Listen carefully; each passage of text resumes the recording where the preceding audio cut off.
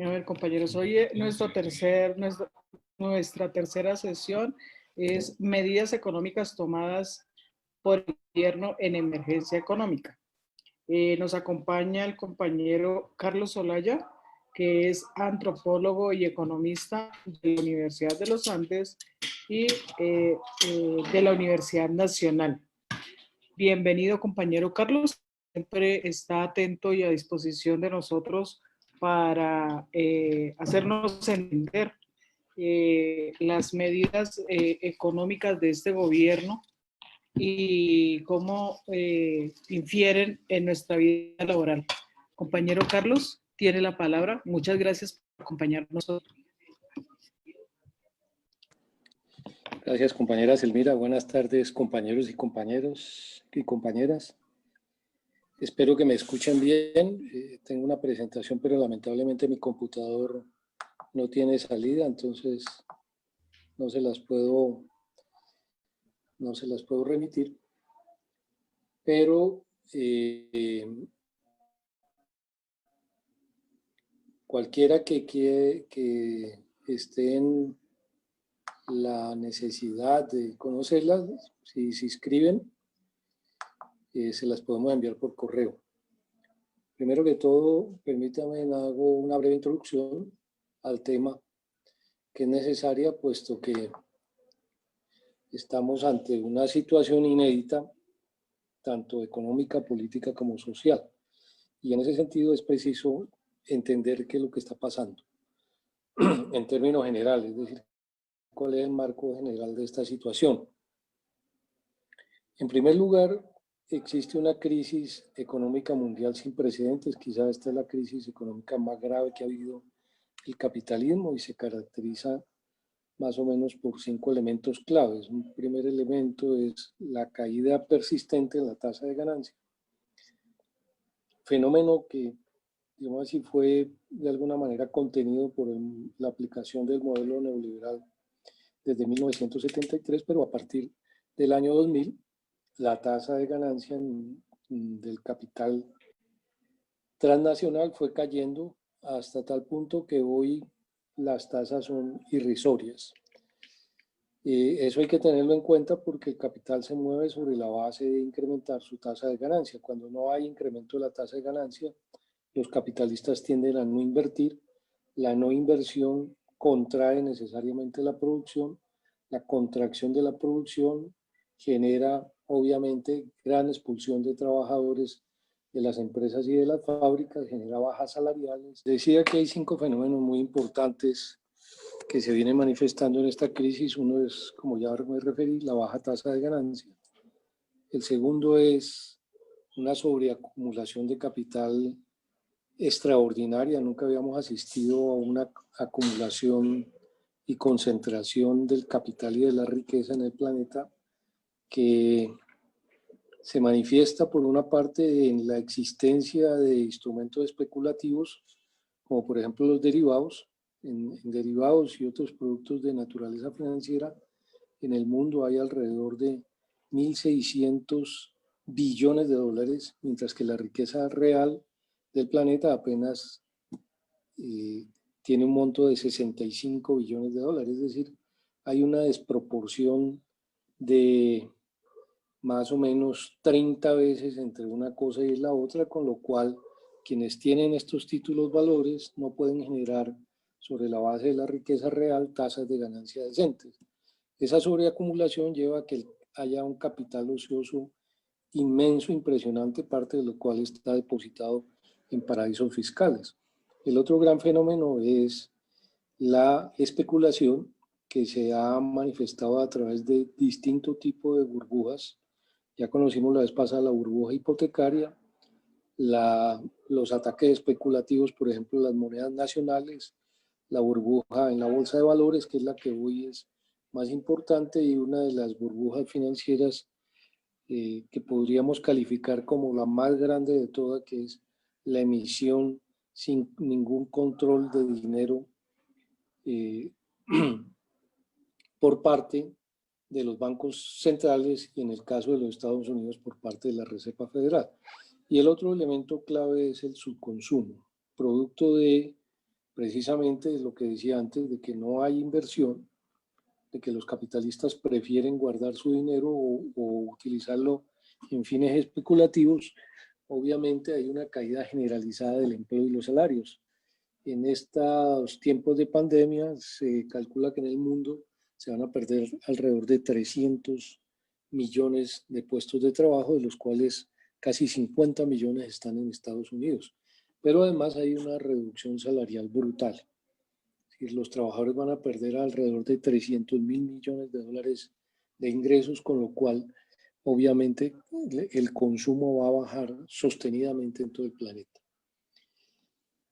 En esas condiciones y bajo esa crisis que no la generó la pandemia, sino que ya venía desde antes, desde 2018, se venían haciendo análisis de la expresión de esta crisis económica y lo único que faltaba era saber cuándo se iba a manifestar. Muchos de los analistas económicos internacionales pensaban precisamente que era en este año que iba a estallar dicha crisis.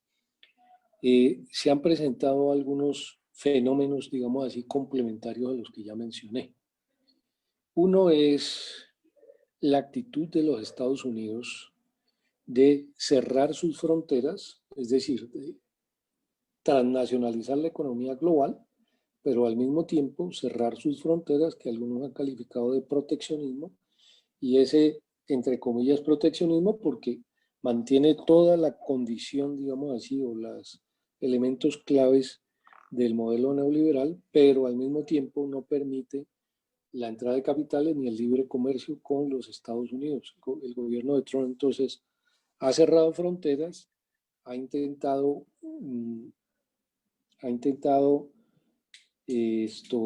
lograr que las transnacionales de Estados Unidos tengan su producción otra vez en el país del norte, sin mucho éxito.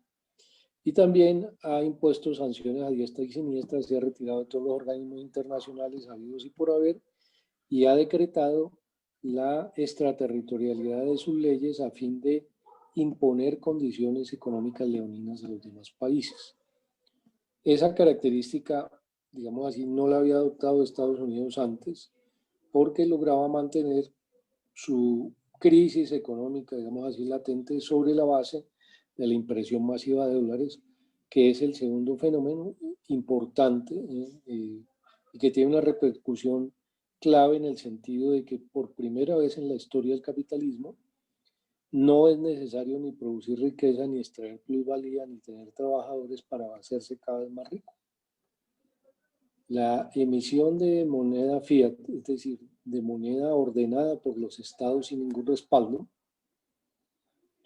que en este caso en Estados Unidos se ha vuelto ilimitada y que ha sido irrigada a la economía a través de los bancos, y a su vez los bancos se la prestan no al vecino de la esquina, no al propietario de la tienda, sino precisamente a los grandes conglomerados. Y esos grandes conglomerados recompran sus acciones y con esa recompra de acciones entregan dinero a los accionistas, que se convierten en utilidades que llaman líquidas, o sea, en efectivo. Implica que no haya necesidad, como dije antes, para enriquecerse de producir, ni de pagar impuestos, ni de tener, digámoslo así, la necesidad de lidiar con trabajador alguno. Este nuevo fenómeno entonces nos sitúa en una condición: el Estado va a ser el motor fundamental de la acumulación de capital, en la medida que es el que suministra ese dinero para que los capitalistas se vuelvan muchísimo más ricos de lo que eran. Hoy encontramos ya 3 multimillonarios que pasan de los 200 mil millones de dólares de capital en el mundo, y que en los últimos 3 meses han aumentado su riqueza, algunos en 100 mil, los otros 70 mil, otros en 30 mil millones de dólares. Es decir, algunos han duplicado, algunos han triplicado, cuadruplicado su riqueza en tan solo 3 meses digamos así, de este último año. Entonces, decía que eso hace que se cree un fenómeno extraordinario en la medida en que es posible acumular ese capital y es posible exportar ese capital a los países dependientes como el nuestro, apoderándose sin ningún costo de los recursos, de las infraestructuras, de los capitales, de las materias primas que precisamente nosotros tenemos. Esto crea un cuello de botella impresionante que por ahora a los capitalistas no les interesa explorar, ni les interesa analizar, ni tampoco les importa qué va a pasar en un presente cercano con esa emisión indiscriminada y con esa acumulación de capital que, como decía antes, crea una sobreacumulación aún mayor de la que ya existía y por lo tanto capitales cada vez más ociosos, pero capital ficticio que aparece en los libros como capital acumulado y que los capitalistas reclaman como propiedad de ellos. A su vez, para que ese capital genere ganancias con una economía paralizada y con una economía que a nivel global tiene una caída o que va a tener una caída alrededor del 10% anual en este año, pues es necesario expropiar a los trabajadores, que es otro fenómeno, digámoslo así, que se va a volver más radical, más brutal, más violento. Si existe una contradicción entre la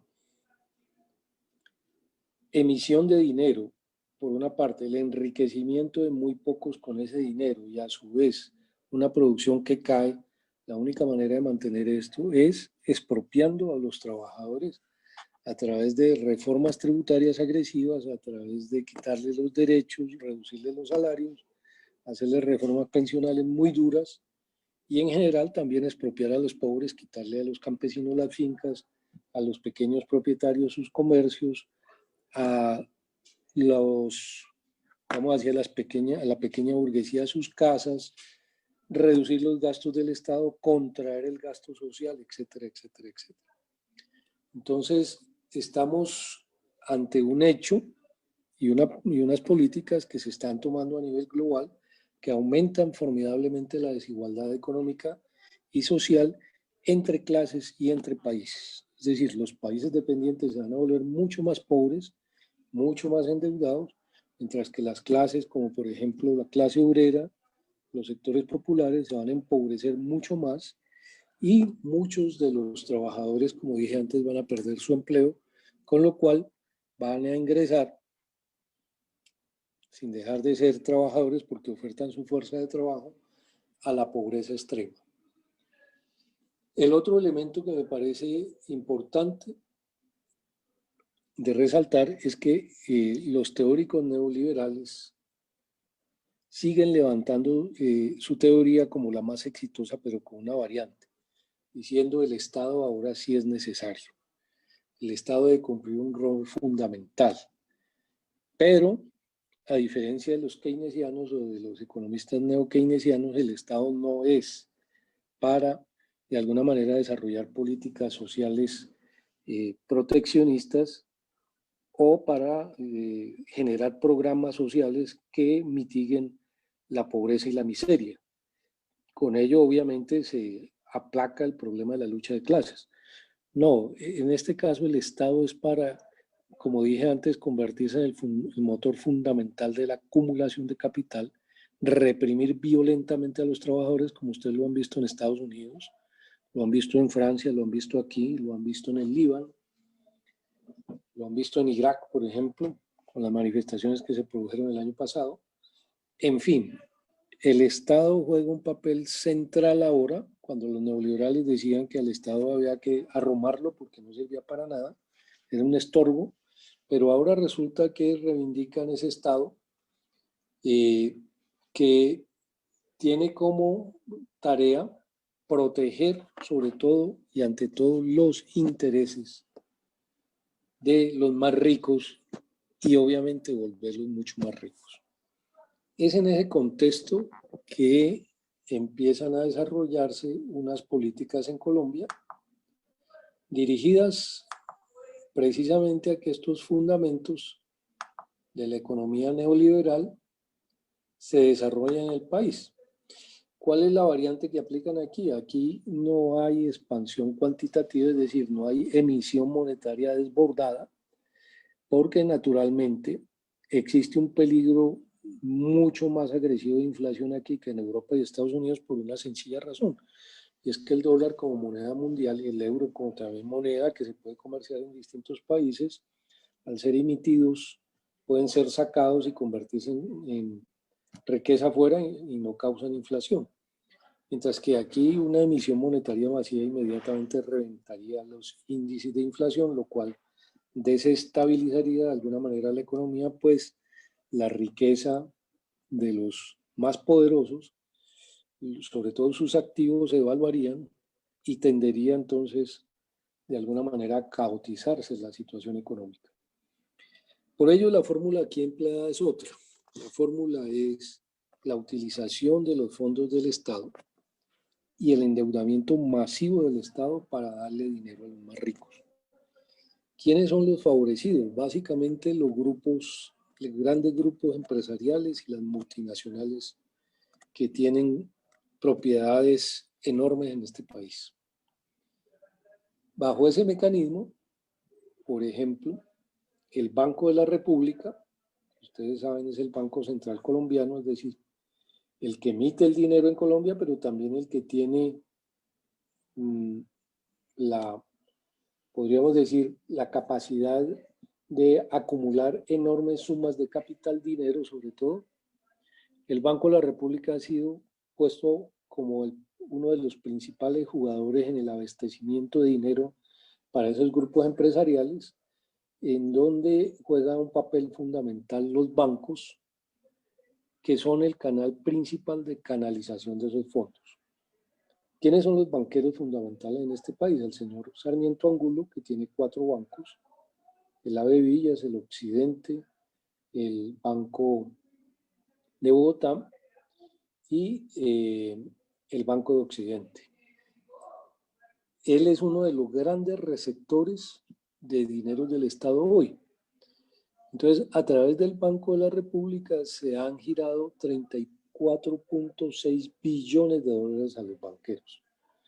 El otro banco importante, el segundo banco más importante, o el grupo bancario que ocupa el segundo lugar, es el Bancolombia, que es propiedad del grupo empresarial antioqueño, propiedad de 16 familias paisas. Este grupo es el más fuerte que hay en el país, porque es el segundo en la banca, pero es el primero en alimentos, el primero en cementos, el segundo o tercero en energía y el primero en seguros, además de tener inversiones en infraestructuras como aeropuertos, carreteras, etcétera, etcétera, etcétera. Entonces, estos señores, junto con la familia Inestrosa y la familia Cortés, dueño del Grupo Bolívar, que es propietario del Banco de la Vivienda, con los señores que fueron propietarios de Colpatria, han recibido esta suma, vuelvo y repito, de 34.6 billones por parte del Banco de la República. Un banco de segundo piso del Estado, que es un banco dedicado básicamente a financiar actividades de exportación, que es el Bancoldes. De segundo piso quiere decir que no hace actividades con el público, sino que financia actividades puramente empresariales. Les dio a estos mismos bancos 600.000 millones de pesos. Pero del Fondo Nacional de Garantías sacaron 48.2 billones más para dárselo a los banqueros y del Fondo de Mitigación sacaron 15.4 billones más para también entregárselo a los mismos. En otras palabras, les han entregado 98.8 billones de pesos a los banqueros, casi 100 billones para que ellos se enriquezcan más. Como dijo alguien, esto es darle una montaña de plata a quienes ya tienen una montaña de plata. Pero el Estado no se contentó con ello, porque también ha entregado sumas muy importantes a los dueños de las más grandes empresas que hay en Colombia. En esta pandemia, a las empresas, a las 585 empresas que tienen entre 200 y 499 obreros, se les entregó 623 mil millones de pesos como subsidio a la nómina. A 230 empresas más se le entregaron, que tienen más de 500 obreros, 768 mil millones de pesos. Es decir, a 815 empresas, que son las más grandes del país, se les entregó 1.390.000 millones de pesos solo para subsidio de nómina. En otras palabras, recibieron alrededor del 70% de todos los recursos destinados, mientras que el 45% de las pequeñas y medianas empresas se quebraban y desaparecían en el país. Vamos viendo que hay un desbalance enorme de este estado, que es el estado de los ricos, que es el estado donde los funcionarios pasan de ser directivos de los grupos empresariales o de las multinacionales a ser ministros, y de ser ministros pasan entonces a ser altos funcionarios de estas empresas. Este estado, que es de los ricos, solo favorece exclusivamente a los ricos y le da unas cuantas limosnas a los pobres. Pero no paró ahí el asunto. A la CPS le entregaron 10 billones de pesos supuestamente para cerrar su deuda con los hospitales y las clínicas, cosa que no han hecho, para pagarle a los médicos, las enfermeras y a todo el personal sanitario, cosa que no han hecho. A Electricaribe le van a entregar 10 billones de pesos a fin de sanear su deuda y hacer que el grupo empresarial antioqueño, a través del control que ejerce sobre PM, a pesar de las pataletas del alcalde de Medellín, se quede con esa platica. A los señores de Avianca le van a entregar 1.4 billones de pesos. Es decir, solo en estas tres movidas, por mencionar algunas, el Estado va a entregar o ha entregado 21.4 billones de pesos más. Entonces estamos hablando de fondos multimillonarios que este Estado entrega a los más ricos, mientras que a los pobres, ¿qué les da? Un auxilio para más o menos las casi 2 millones de familias inscritas en todos los programas sociales que el uribismo ya había creado para tener una base social controlada. Ese subsidio equivale a $63 mensuales. Si lo comparamos con el subsidio que están entregando en Estados Unidos, pues eso es 20 veces menos. Estados Unidos están entregando un subsidio mensual a las familias de $1.200. Y en el Reino Unido están entregando un subsidio mensual a las familias de $3.000. Es decir, las chichiguas que entregan aquí solo alcanzan para sostener una clientela, que es una clientela alimentada por la extrema derecha para mantenerse perpetuamente en el poder, mientras que estos $63 no alcanzan para resolver las necesidades de gente que ha vivido perpetuamente en la pobreza, pero que reproduce el ciclo de pobreza, dependencia de los gamonales y de los partidos políticos de la gran burguesía. Entonces, mientras a uno les dan $63, a los otros les dan casi, si podríamos sumar todos los aportes que los ricos han recibido, estaríamos hablando de alrededor de más o menos 150 billones de pesos.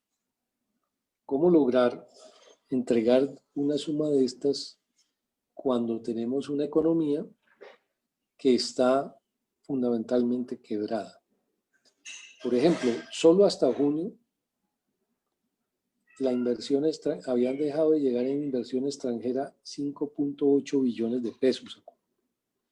Es decir, los cálculos del gobierno decían que iban a llegar una suma superior que equivalía a esos 5.8 billones más de la que ha llegado, pero no llegó. O sea que esos recursos no le van a entrar al Estado, porque cuando llegue inversión extranjera, el Estado sobre esa base debe emitir pesos, y esos pesos salen al mercado, y esos son ingresos del Estado. El Producto Interno Bruto se va a contraer este año en 76 billones de pesos. Es decir, una contracción del 7.6% aproximadamente sobre el Producto Interno Bruto de 2019, con lo cual el país ya no tendrá esa suma disponible en bienes y servicios y por lo tanto no se podrán ni sacar al exterior ni tampoco consumir aquí. Los impuestos del Estado se van a reducir en 24 billones según la DIAN.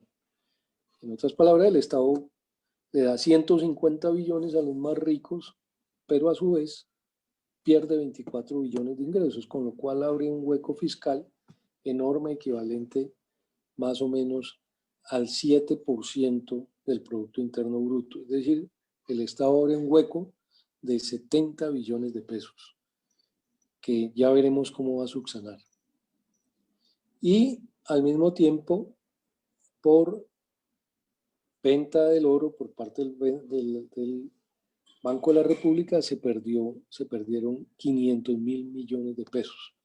Esto es una cosa extraordinaria porque todos los economistas, habidos y por haber, que no sean los neoliberales recalcitrantes de aquí, dicen que la única manera de proteger tanto las reservas de un Estado como las inversiones es poniéndolas en oro.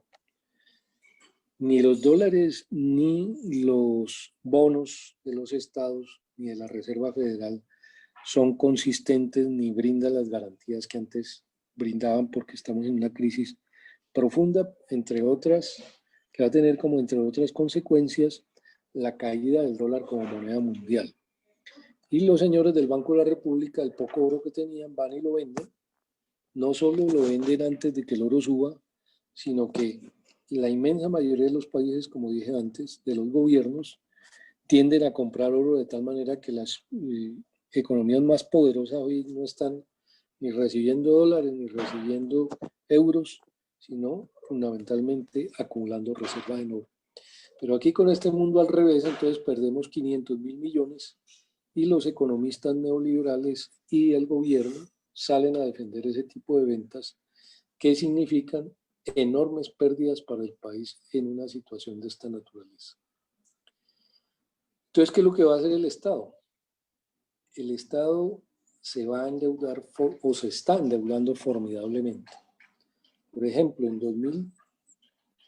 2018 debíamos, la deuda externa total llegaba a 132.000 millones de dólares. En 2019 llegó a 138.000 millones de dólares y en el primer semestre, o sea, en junio de este año, llegó ya a 147.000 millones de dólares. Es decir, en tan solo 6 meses, el Estado se endeudó en 9.000 millones de dólares, pero no paró el asunto ahí. Pretenden endeudarse hasta los 152.000 millones de dólares en 2020. Es decir, en este año va a haber un incremento sin precedentes de la deuda externa, de la deuda externa estatal de 14.000 millones de dólares. Eso es cualquier cantidad de plata. Si más o menos lo convirtiéramos a pesos, eso significaría alrededor de 56 billones de pesos al equivalente más o menos de hoy.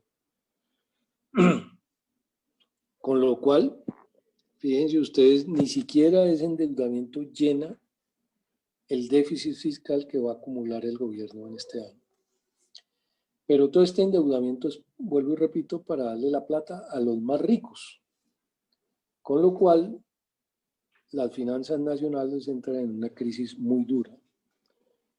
Si decíamos, la DIAN pierde 24 billones en ingresos y empezamos a mirar cuáles son las características que asume la deuda del país, vemos que la deuda pública externa va a llegar a 80 billones a 80.000 millones de dólares este año.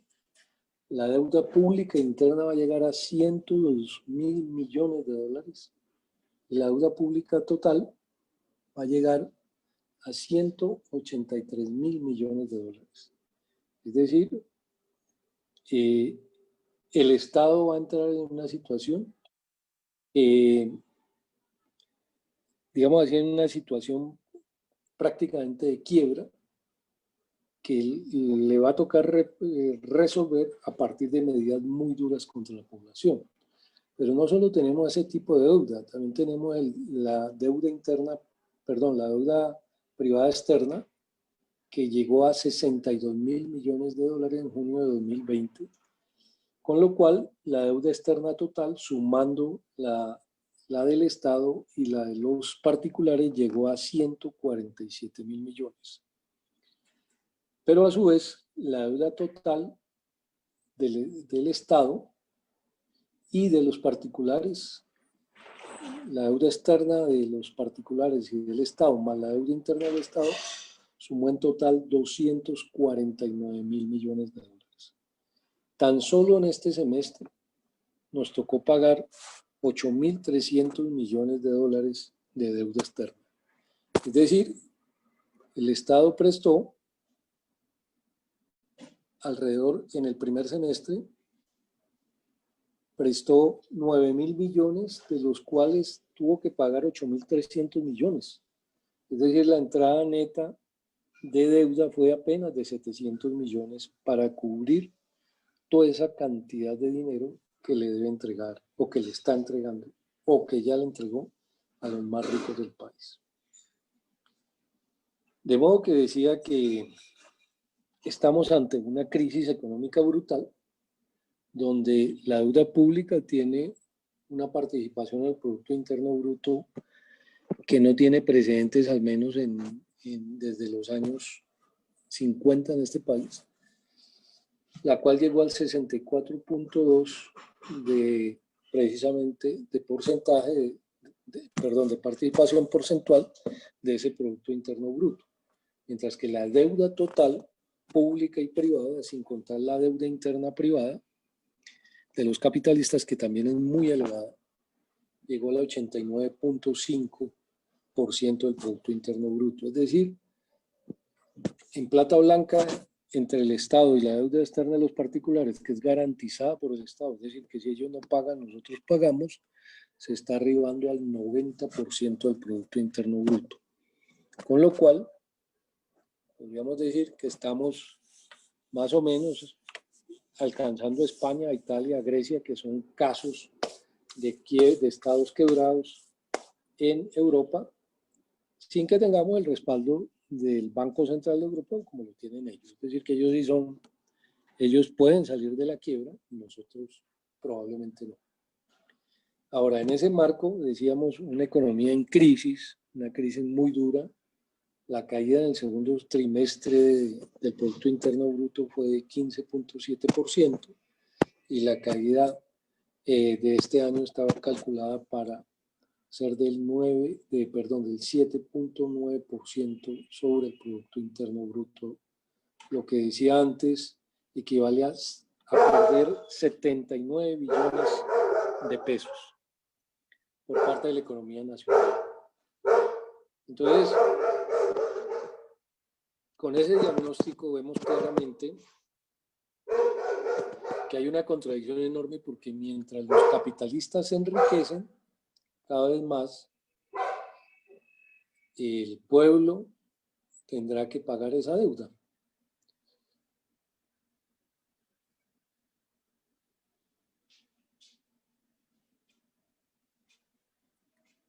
En ese sentido,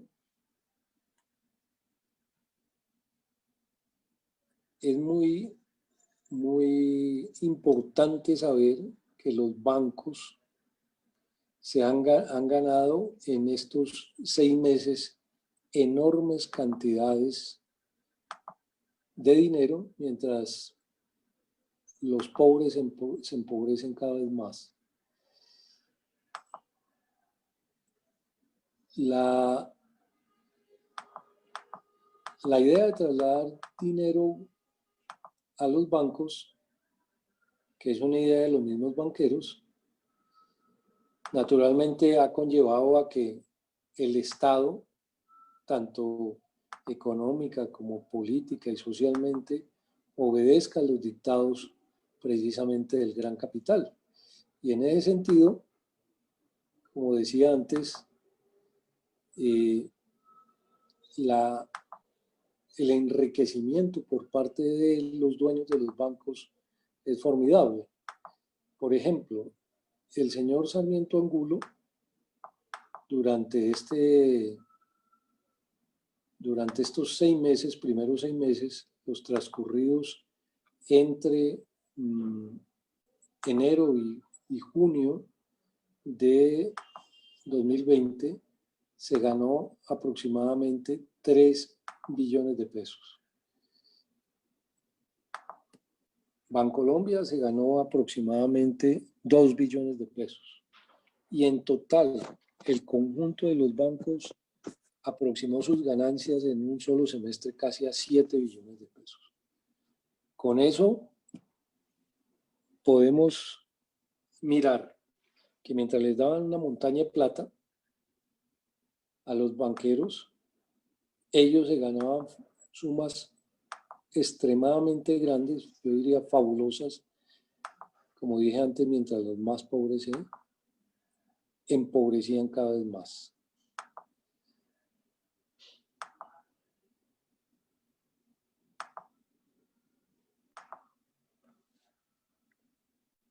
Bueno, veamos quiénes son los que van a pagar los platos rotos. Porque alguien va a pagar esta deuda.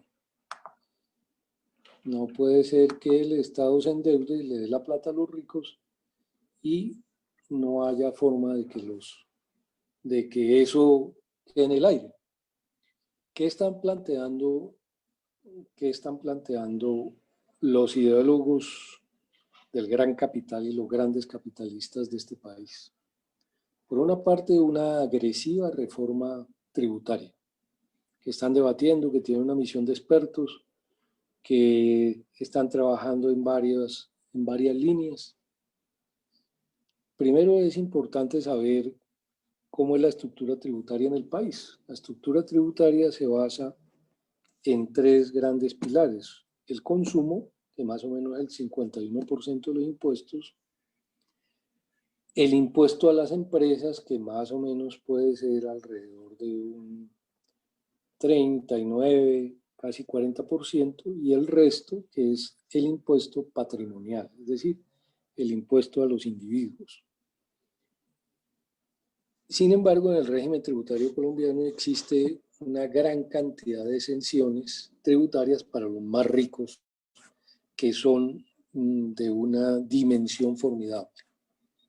Por una parte, por el no pago de IVA, sobre todo de los importadores y de los exportadores, de quienes están en zonas francas, de quienes tienen exenciones especiales, los dueños de las grandes empresas que tienen esas exenciones, dejan de pagar 75 billones anuales. Por exenciones en los impuestos de renta a las empresas, estas dejan de pagar 17 billones. Valga decir que sobre las ventas más o menos, las empresas que más pagan el 3% de sus ingresos, que naturalmente no lo paga el empresario, lo paga básicamente el trabajador a través de la generación de su plusvalor. Hay empresas que pagan el 1% sobre sus ingresos y hay empresas que ni siquiera pagan eso. Multinacionales, por ejemplo, como Coca-Cola u otras, muchas veces reciben retornos, reembolsos millonarios por parte de la DIAN de miles de millones de pesos. Entonces, realmente el pago de tributos por parte de la empresa en relación con sus ingresos es extremadamente bajo en el país. Y sin embargo, tienen exenciones, aparte que son impuestos extremadamente bajos, tienen exenciones equivalentes, como dije antes, a 17 billones de pesos. En total, las empresas tienen exenciones por 92 billones de pesos. Pero además hacen evasión tributaria por 21 billones de pesos más. Es decir, que lo que deja de recibir el Estado en relación con lo que deberían tributar las empresas de acuerdo a la legislación que hoy existe, equivale a 100 13 billones de pesos. Con lo cual, si se recolectara esta suma, no se necesitaría jamás ninguna reforma tributaria. Pero el gobierno del fascista, y bueno, no así terrorista, este gobierno fascista y terrorista se ha dedicado a crear aún más exenciones para las empresas. En la pasada reforma tributaria, el señor Carrasquilla, de ingrata recordación para toda la población colombiana, no solo por ser un tramposo y un ladrón, sino también por ser un agente de la extrema derecha que favorece exclusivamente a los ricos, les dio unas exenciones tributarias que en 2020, para 2020 suman 9.5 billones de pesos más. Para 2021, 5.2 billones de pesos más. Para 2022, 19 billones más. Para 2023, 24.7 billones más. Y para 2023, 24.7 billones. Y para 2024, 26.6 billones de pesos. En otras palabras, este gobierno para los próximos 5 años legalizó una exención equivalente a 95 billones para los empresarios más ricos del país. Entonces, por una parte le entregan casi 100 billones a los bancos, por otra parte le entregan casi 1.5 billones a los dueños de las empresas más grandes de la producción. Por otra parte, le entregan más de 22 billones a las EPS, a Bianca y a otros grandes capitalistas, como por ejemplo dije antes el caso de Electricaribe. Y ahora le hacen una exención de 95 billones más para los próximos 5 años. Es decir, esta locura que tiene un contenido absolutamente antipopular, brutal contra los trabajadores, solo puede ser concebida por un Estado que es el Estado de los ricos, que es un Estado de clase, que no es un Estado para nada neutral, ni un Estado que supuestamente del cual se ha apoderado la mafia, nada de eso. La alianza narcoparamilitar fascista constituida por los más ricos del país y por los dueños de las multinacionales en este país, por el gobierno de los Estados Unidos, por los militares, por las altas jerarquías de la iglesia, por los intelectuales de extrema derecha, por los partidos políticos de extrema derecha, naturalmente hacen que todo este tipo de cosas sean viables sobre la base de la violencia y la guerra. Todo este tipo de medidas se puedan tomar sobre la base del ejercicio de la represión más brutal sobre la población, como lo hemos visto en estos días. Entonces dicen, bueno, nosotros le damos toda esa plata a los ricos, pero ahora les toca a ustedes pagar. Y por tanto vamos a extender el IVA a la canasta familiar, con lo cual le vamos a quitar desde el más pobre. La inmensa mayoría del consumo del país lo hacen los trabajadores, alrededor del 90% del consumo nacional lo hacen los trabajadores. Ese consumo está por el orden de un poco más de 300 billones de pesos. Y entonces, ¿qué van a hacer? Ahora van a decir, le vamos a extender el IVA a toda la canasta familiar y con eso vamos a recoger en un solo año 15 billones para tapar ese hueco que tenemos. Muy bien. Pronto se les ocurrirá subir más puntos al IVA y llevarlo al 21%, con lo cual podrían recoger una cifra, cada punto del IVA más o menos puede valer unos 3 billones de pesos, con lo cual podrían recoger 6 billones más. Pero no se contentan con esto. Desde 2017, cuando crearon la misión para la reforma estructural tributaria, que entre otras cosas, ahí estuvo el señor Ricardo Bonilla, secretario de gobierno del señor Petro, fue uno de los inspiradores y autores de esa reforma tributaria, de ese planteamiento de reforma tributaria estructural que ahora resucita porque efectivamente en ese documento se recomienda extender el IVA a todos los productos de la canasta familiar. Entonces, ahora que también estaba dentro de ese documento, sale a bailar que a los trabajadores se les debe imponer un impuesto directo sobre el salario. Hay una discusión de cuál es el salario base. Para los principales centros de pensamiento de la extrema derecha, como ANIF, Desarrollo y otros, el salario base debe ser de 3 millones de pesos. Para la misión tributaria, el salario base era de 1.480.000 pesos. Sobre esa base, el recaudo esperado es de 7 billones de pesos anuales, es decir, que le van a quitar del bolsillo de los trabajadores pagando IVA 15 billones y ahora le van a sacar a los mismos trabajadores por otro lado, llevándoles el descuento directamente a su desprendible de pago 7 billones más, con lo cual suman 22 billones.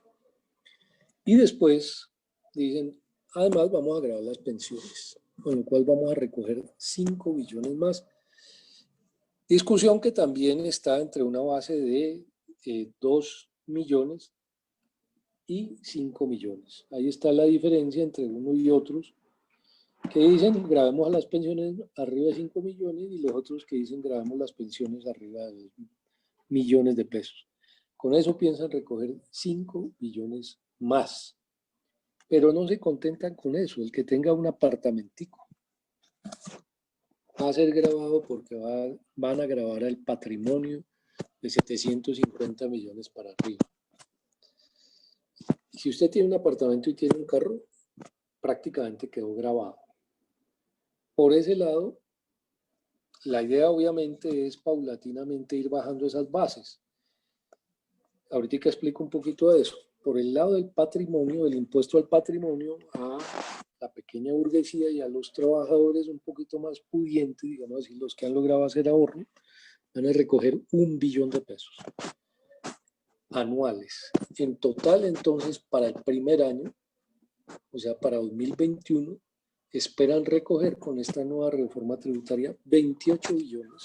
Fíjense ustedes que por aquí no aparece ningún impuesto o gravamen a los ricos, ni ninguna caída de las exenciones que estos tienen.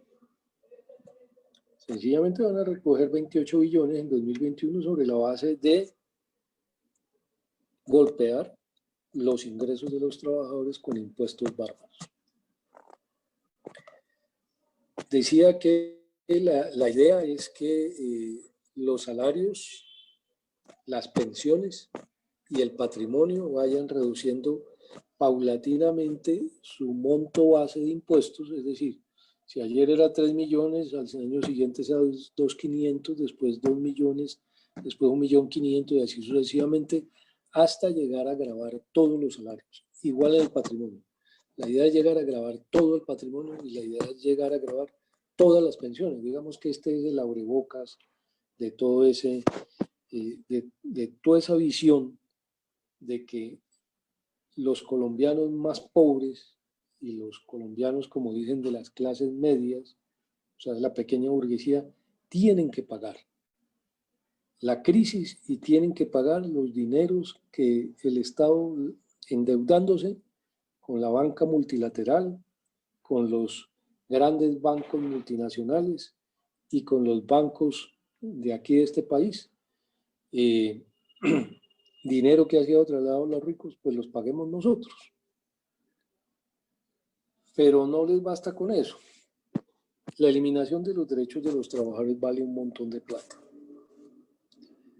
Es decir, estamos ante una situación, dicen, por una parte les vamos a aplicar la reforma tributaria y les vamos a bajar por ese ladito 28 billones, pero por este otro ladito les vamos a bajar 37 billones.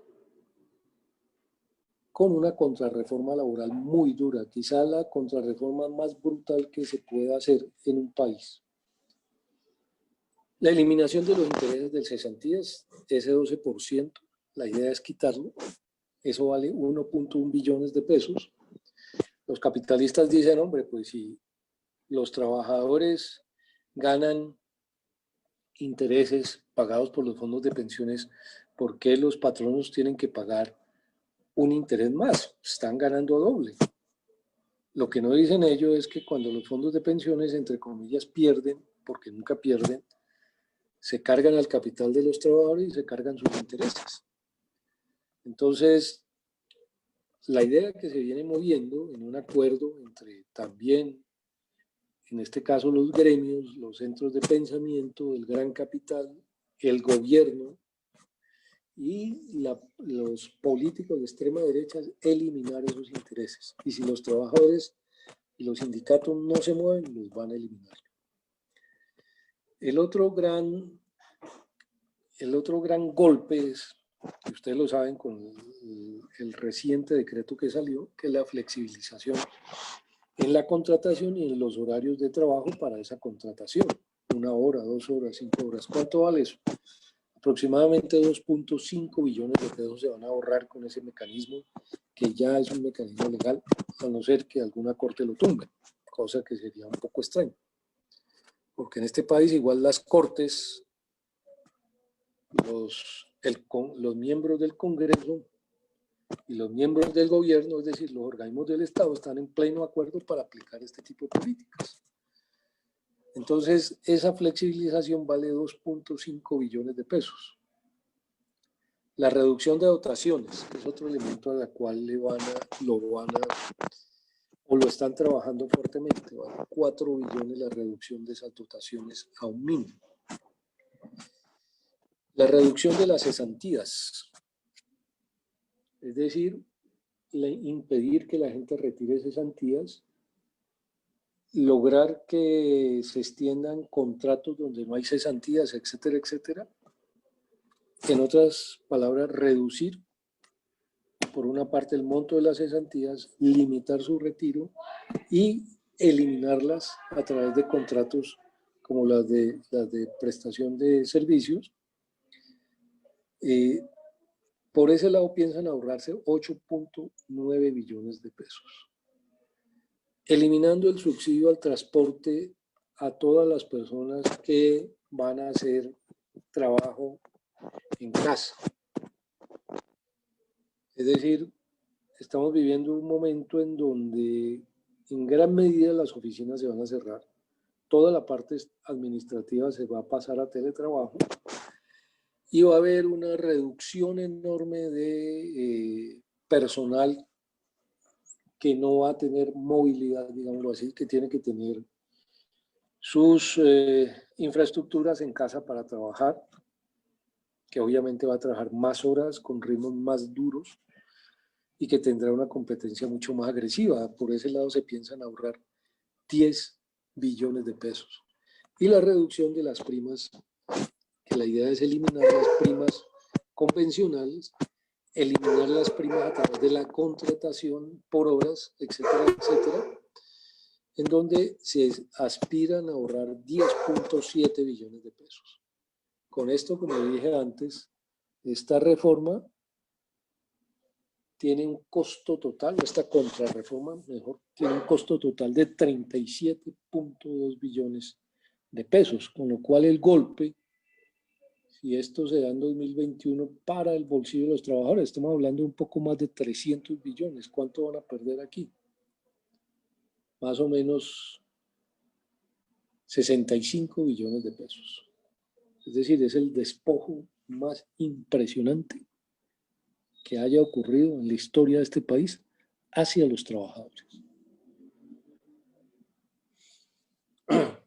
Eso en medio de una situación social dramática, que con más de 20.000 muertos en pandemia, con más de 700.000 infectados, con 5 millones de personas en desempleo, el 20.2% de la fuerza laboral, el desempleo más alto de América Latina, sin posibilidades de recuperar ese empleo, porque decíamos alrededor del 40% de las micro, pequeñas y medianas empresas se cerraron, con 30 millones de personas en la pobreza, de las cuales 7 5 millones de pobres se sumaron en estos 6 meses, es una suma impresionante. Es decir que tenemos una situación donde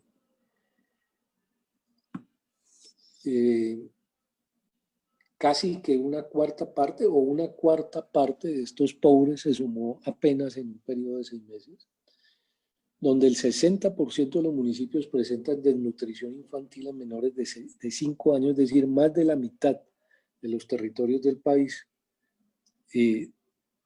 allí hace presencia una infancia desnutrida, y donde el consumo de los hogares se va a reducir en 2.8%, es decir, este año la gente va a dejar de consumir una suma equivalente a 20.4 billones de pesos. Eso también está en un contexto donde hay una destrucción masiva en la agricultura. En 2018, por ejemplo, se importaron 17.1 millones de toneladas de alimentos por valor casi de 7.000 millones de dólares, exactamente de 6.900 millones de dólares, en un país donde hay una de las mayores concentraciones de la riqueza y de la propiedad de la tierra. Solo el 0.8% de los propietarios de la tierra poseen el 81% de ella, y el 0.1% tienen el 60% de la tierra, ¿sí? Pero no producen alimentos para el consumo de la población. Por una parte producen agroindustria, producen productos agroindustriales para la exportación, café, cacao, banano, palma, flores, pero no producen alimentos básicos, porque en este país la producción alimentaria básica empezó a acabarse desde los años 50 con la salida de la Ley Pública 480 o Ley de Excedentes del Congreso de los Estados Unidos, que inició la destrucción de nuestra producción de bienes básicos. Entonces hay que importarlos. Y entonces tenemos una dependencia agroalimentaria extrema, una gran concentración de la tierra, una estructura productiva absolutamente contradictoria y desfasada. De las alrededor de 48 millones de hectáreas puestas, 45 se dedican a la ganadería o a pasturas o al ocio, y apenas 3 millones se dedican a la producción alimentaria, de las cuales, como decía antes, la producción básica de alimentos está en manos del campesinado, que tiene las peores tierras y que apenas es propietario del 9%, del 19% de la tierra. Bueno, mientras tanto, decíamos, hay una concentración extrema del ingreso que se ha ido afianzando, y con estas políticas se va a afianzar más. El 1% de los propietarios posee el 20% del ingreso nacional. Esto no indica en realidad o no es el indicador más importante para determinar qué tanta concentración de esa riqueza hay en el país, porque es de los ingresos. Y entonces Sarmiento Angulo puede decir, no, es que mi ingreso es de 50 millones de pesos anuales porque el Banco de Bogotá me da ahí cualquier cosita. El verdadero indicador es cuánto de la riqueza nacional estos pocos ricos que hay en el país poseen, y ellos poseen más o menos el 80% de la riqueza nacional. Pero estamos hablando de no más allá de 20 familias, bueno, un poco más, 25 familias, que son dueños de esa inmensa, digamos así, propiedad. A eso hay que sumarle las empresas transnacionales, cuyo acumulado de capital llega hoy a los 200.000 millones de dólares en el país. Ese cúmulo de riqueza de los extranjeros hacen que sea una riqueza equivalente a más o menos también el 80% del Producto Interno Bruto Nacional. Hay que distinguir entre lo que se produce en un año en el país y todo el capital que existe en ese país.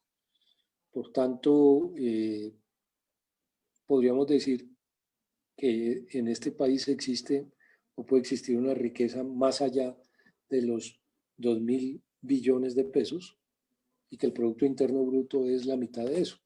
Pero resulta que esa riqueza está repartida entre las multinacionales que tienen el 50% de esa propiedad y los más ricos que tienen como el 40%.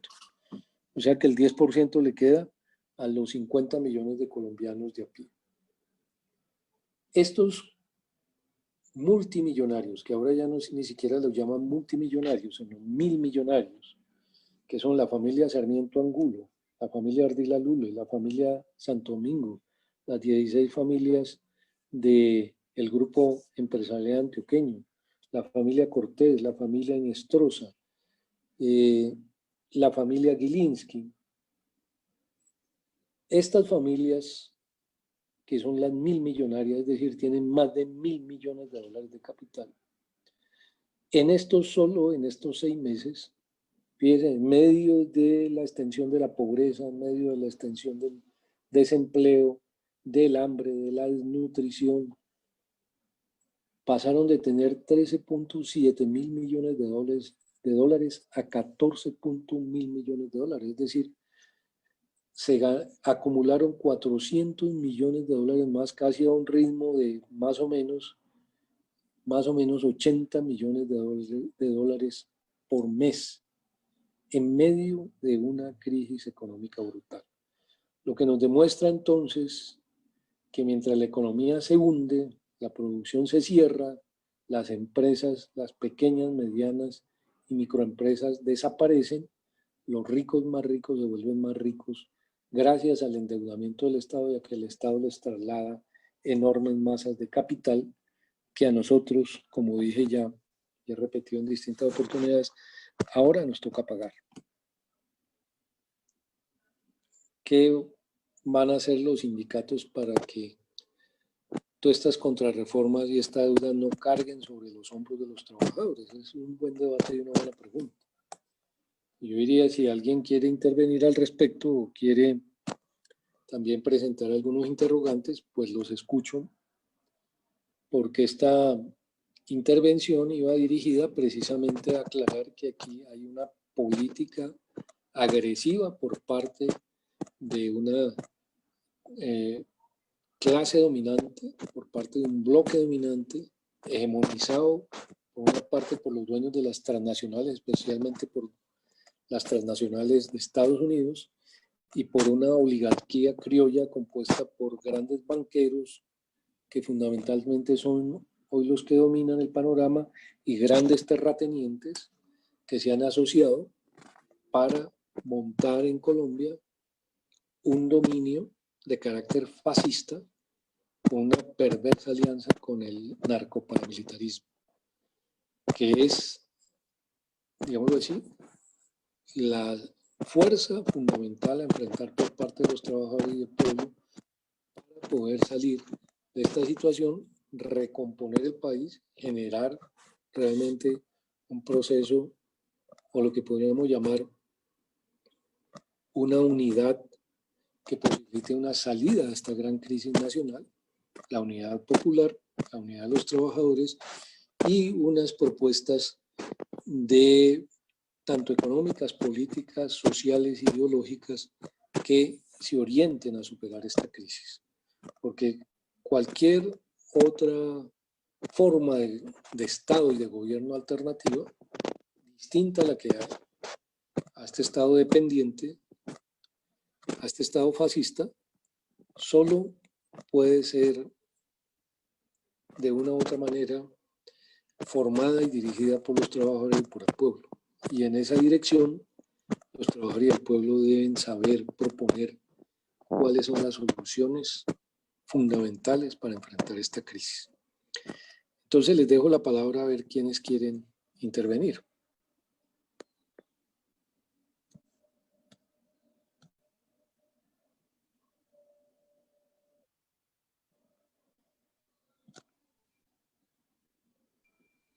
Compañeros, tienen la palabra, si hay alguna pregunta, un interrogante. Buenas, Carlos Velázquez al habla. Compañero Carlos Olaya, gracias por ambientarnos este caos económico que se está generando. Digamos que en referencia, ¿cuál sería el patrón que tendría que dominar en el mundo para que el trabajador tuviera de pronto algún tipo de poder adquisitivo? Se ha hablado de la criptomoneda, se ha hablado del Bitcoin, el patrón oro, cómo se está comportando. Sabemos que la debacle de Estados Unidos de Norteamérica, y ahorita que si de pronto gana John Biden, entonces serán los demócratas los que van a definir, pero también el posicionamiento de las potencias mundiales, India, China, Rusia, que eran los que conformaban los BRICS. ¿Cuál sería el patrón en este momento en una decadencia de un imperio como es el gringo y su moneda que se va para el traste? Pensándolo desde la lógica de la economía política, o sea, ¿qué nos serviría más a nosotros y qué nos beneficiaría más? Muchas gracias, compañera Selmira. Bueno, Carlos, buenas tardes. El caso es que dentro de la economía capitalista y sus modelos no hay salida.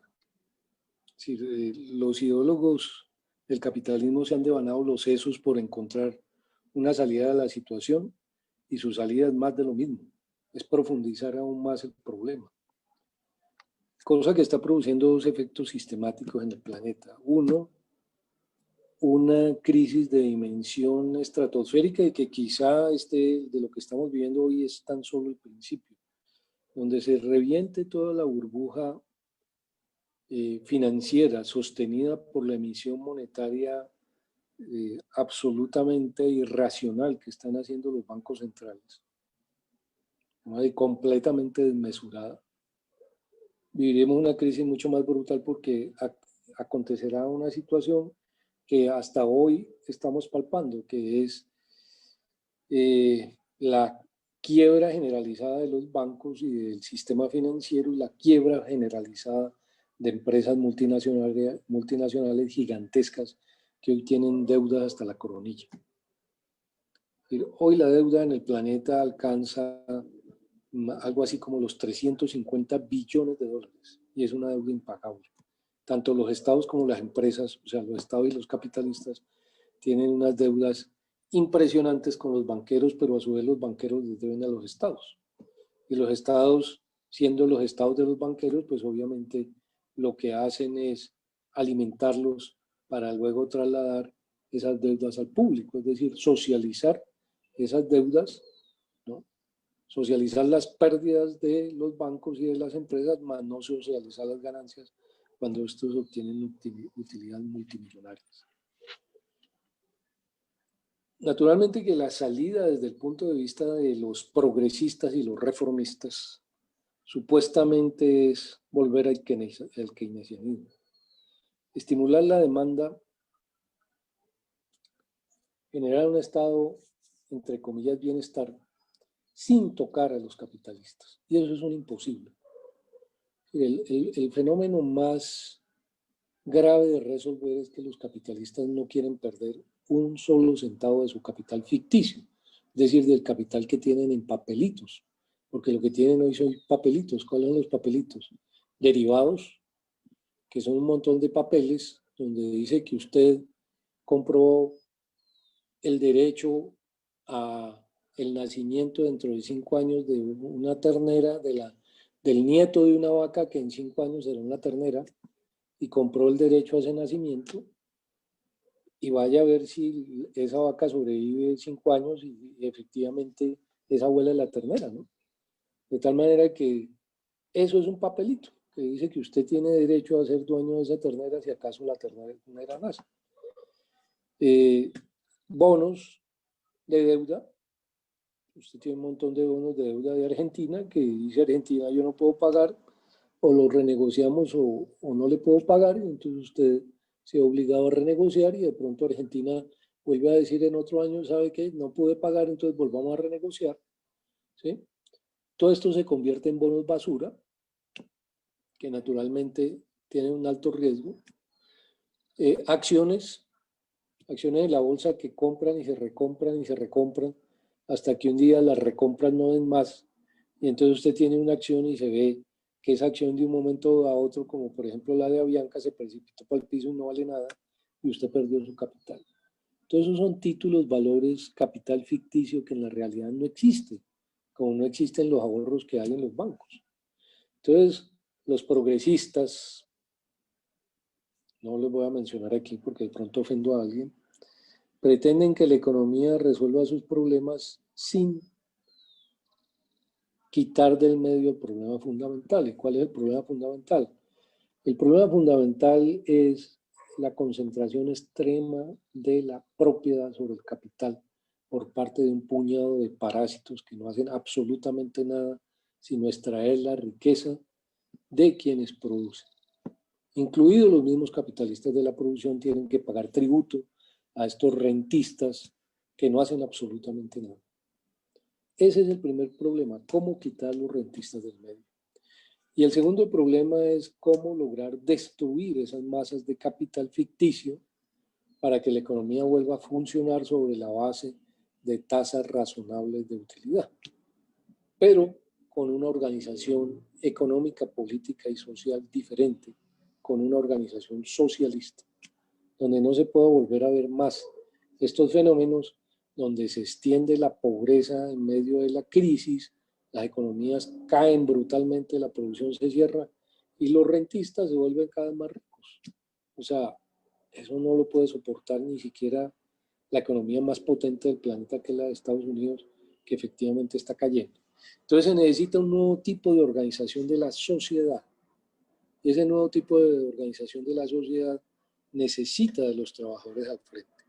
Si los trabajadores hoy no toman una posición política y piensan, lo único que tengo que hacer es defender mi puesto en la fábrica, están muertos. No hay nada que hacer. Porque hoy esta política de clase, de una clase que dije está fundamentalmente dirigida por unos rentistas que están divorciados de la producción desde hace un siglo, pues permanecerá ahí mientras los trabajadores no hagan nada por cambiarlo. Y ahí los trabajadores no tienen ninguna opción, porque su opción es perder el empleo, es tener salarios cada vez más precarios, es enfrentar ritmos de trabajo cada vez más brutales, es enfrentar la inestabilidad laboral, etcétera, etcétera, etcétera. Entonces, hoy los trabajadores necesitan pensar esta sociedad y necesitan pensar no solo en socialismo, sino en su modelo económico socialista. Ese es un primer factor. Y un segundo factor es lograr construir países democráticos. Tiene usted la democracia aquí. La democracia de los 300.000 muertos. La democracia de los 13 muertos en estos días aquí en Bogotá. Esto no es ninguna democracia. Mientras no haya democracia en el país, o sea, libertades para que la gente se organice, se movilice, participe en política, se eduque, etcétera, etcétera, no haya libertad para las distintas clases subalternas para poder actuar, este país no tendrá cambio, como ningún otro tendrá cambio si no hay democracia. Entonces tenemos dos factores esenciales. Una sociedad socialista, un modelo económico socialista, hay distintos modelos económicos socialistas y una sociedad democrática. ¿Sí? Sin esos dos factores es imposible sobrevivir. Y obviamente dentro de todo eso, una sociedad que no es dependiente, que es soberana, es autónoma, que es capaz de tener su propio gobierno y tomar sus propias decisiones en el terreno económico, político, social, ideológico y cultural. Entonces, esos tres elementos hoy se ponen a la orden del día de los trabajadores y de la población, de todo el pueblo, para canalizar estas protestas en función de una solución estructural y no en función de una serie de mentirijillas de que no, nosotros los que iniciamos íbamos a resolver el problema, pero si no le van a quitar la propiedad a los rentistas, si no van a resolver el problema de la sobreacumulación de capital y el problema del capital ficticio, no lo van a resolver, no lo han planteado por ninguna parte. si no van a resolver el problema de la soberanía nacional, si no van a resolver el problema de la democracia. Entonces, desde ese punto de vista, el gran reto hoy es construir una sociedad democrática que avance hacia el socialismo y que haga que los recursos que tiene este país, que son multimillonarios, se puedan utilizar para resolver sus problemas y no para que se lucren los extranjeros y los grandes oligarcas nacionales. De Colombia han salido alrededor de 480.000 millones de dólares en los últimos 20 años. Si se quedan los recursos en este país, esos recursos resolverían todos los problemas. Vuelvo y repito, acabamos de ver que el gobierno le entrega 150 billones a distintos capitalistas. Con eso, no, ¿qué no se podría resolver? Hospitales, escuelas, carreteras, infraestructuras, programas masivos de empleo, etcétera, etcétera, etcétera. Entonces, la idea no es si el Bitcoin, el oro, tal. Claro, si uno tiene que actuar en el panorama internacional, lo mejor es tener oro. Pero el oro resulta que genera una explotación absolutamente absurda, destructiva ambientalmente. Y como decía Lenin, el oro servirá en el socialismo para ser sanitarios, porque no sirve para nada, no tiene mayor uso. Nuestro problema entonces está en otro lado, ¿sí? Y por esa vía tenemos que ver cómo lo resolvemos. Y eso implica la unidad de los trabajadores en el desarrollo de un proyecto político de base. Sin eso es imposible, mientras los trabajadores luchen solo por su barriga, mientras luchen exclusivamente contra el patrón en la fábrica y tengan como única perspectiva sostener lo que tienen, no hay forma de resolver una crisis de esta naturaleza que tiene un elemento central y es el golpe que van a recibir entre hoy y 2021. Y en esa dirección, o esto puede quedar para la historia, que no se hizo nada, como no se hizo nada en el año 73, cuando en Colombia se empezó a aplicar el modelo neoliberal, como no se hizo nada en el 86, cuando llegó la misión Chenery para modelar toda la reforma laboral y la reforma a la seguridad social en este país. Y podríamos decir, en el año 2020 no hicimos absolutamente nada para que esta situación cambiara y las contrarreformas irán para adelante y la ruina sobre los trabajadores caerá. Que va a tener eso otro rebote y es la destrucción de los sindicatos. Porque en la medida en que la flexibilidad se haga cada vez más agresiva y en la medida en que se cierren cada vez más fábricas, se pierda cada vez más empleos, los sindicatos serán cada vez más débiles. Por eso, hoy los sindicatos juegan un gran papel, no solo en concebir, como decía antes, una sociedad socialista, no solo en concebir un modelo económico distinto, no solo en concebir la democracia, sino también en encabezar las movilizaciones que hoy la población de una u otra manera está realizando. Encabezar las protestas, encabezar la política, encabezar la movilización, darle un direccionamiento correcto a todo eso es el papel que tienen hoy los sindicatos y los trabajadores. Si no lo hacen, sencillamente la oligarquía y el imperialismo pasarán por encima de todos nosotros. Me disculpa, Carlos, la respuesta tan larga a su pregunta. Muy interesante el punto de vista, compañero Carlos, sobre todo cuando yo le hago la pregunta con respecto a de qué nos sirve. Usted nos dice que ninguno y tiene toda la razón. Los dos son, todo esto del capital es perverso si nosotros queremos hacer un cambio realmente de fondo. Muchas gracias, Carlos. De nada, de nada. Compañero Carlos, teniendo en cuenta lo que usted acaba de decir, si dejamos, ya hay una reforma, ¿no? Que es la 1174, que acaba con todos los derechos laborales, sobre todo de los jóvenes.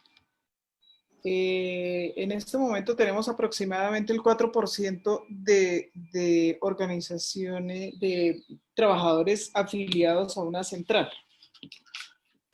En ese orden de ideas, con la aparición de la reforma laboral, trabajo por horas, ninguna empresa se va a dar el lujo de contratar a trabajadores de planta, porque es más rentable que sigan continuar o empezar a contratar por horas.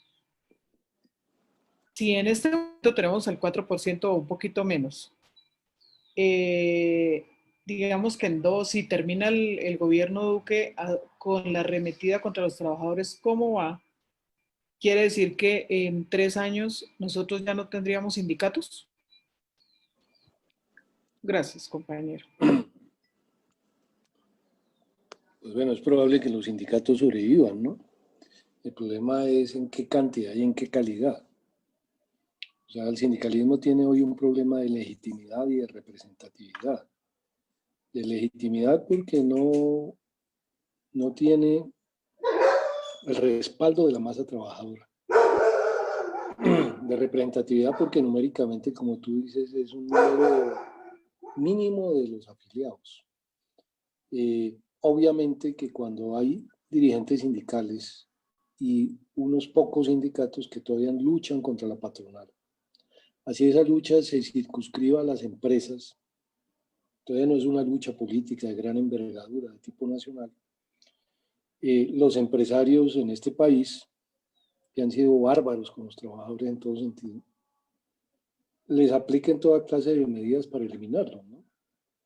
Medidas como, por ejemplo, la más benigna de todas, la penetración de la derecha sindical, de los patronales, de los amarillos en los sindicatos, y su toma de las direcciones y el sometimiento de los trabajadores mediante ese mecanismo a los designios de los grandes capitalistas.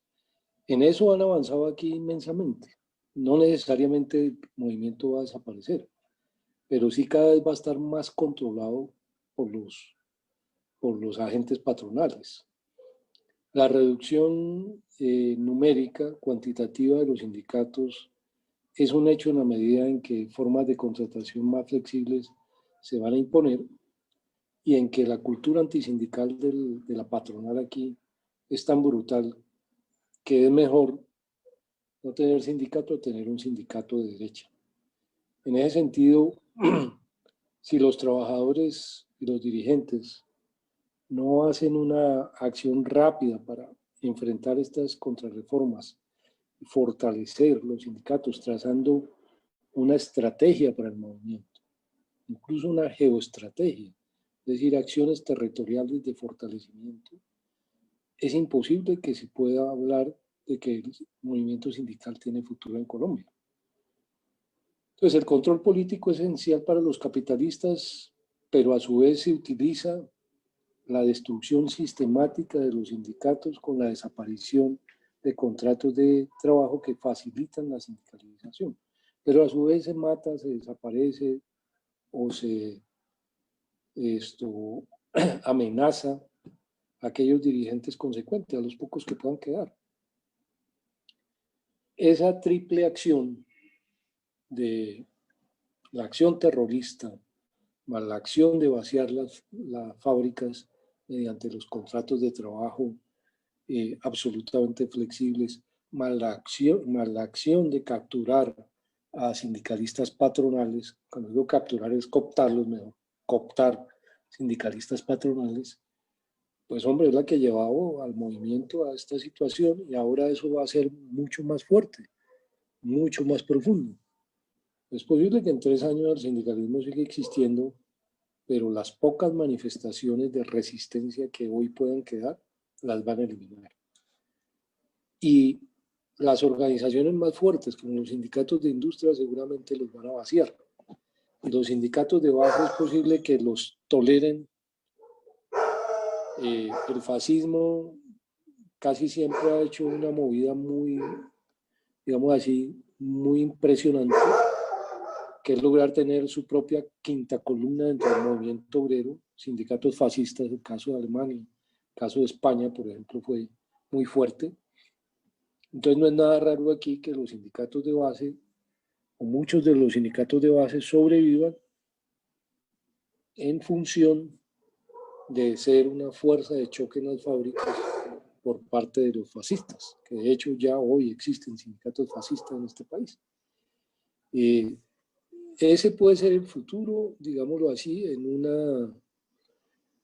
un marco pesimista, digámoslo así.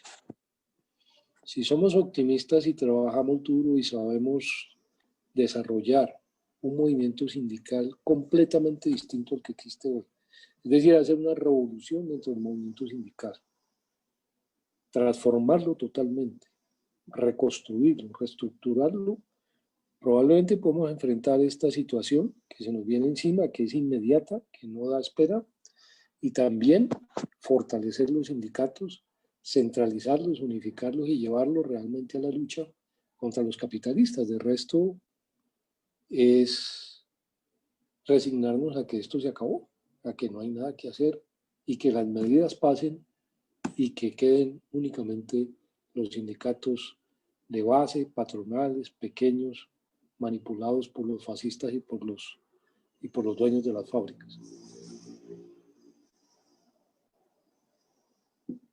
Sin esperanzas, pues, por Dios santo. No, creo que sí hay esperanzas, compañera, pero hay que modificar totalmente la conducta dentro de los sindicatos. O sea, si los dirigentes no se dan cuenta de eso y siguen actuando como han venido actuando, no hay nada que hacer.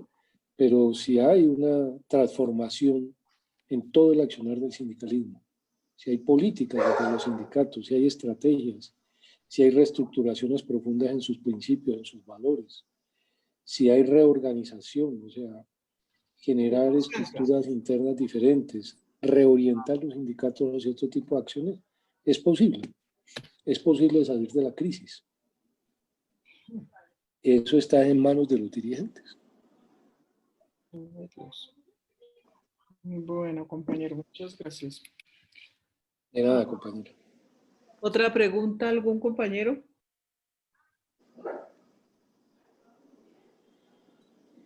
Por acá por el interno preguntan lo siguiente, compañero.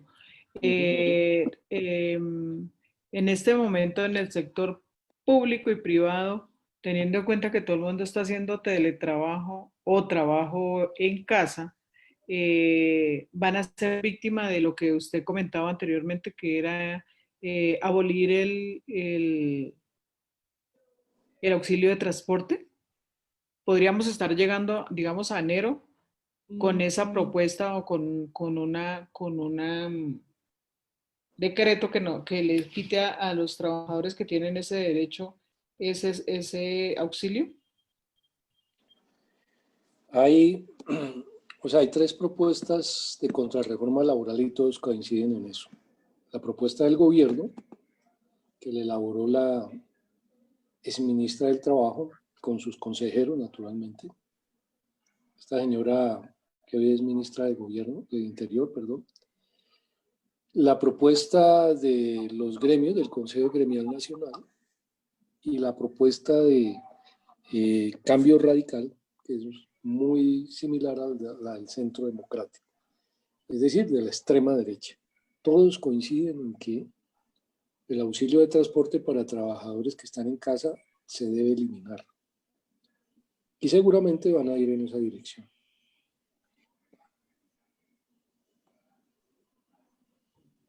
O sea, Nostre.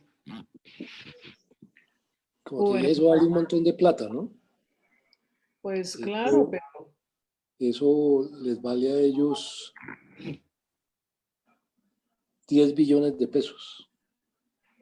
Lo que aspiran es que en general los trabajadores de toda la parte administrativa y de toda la parte de circulación de mercancías no tengan ese tipo de auxilio, ¿no?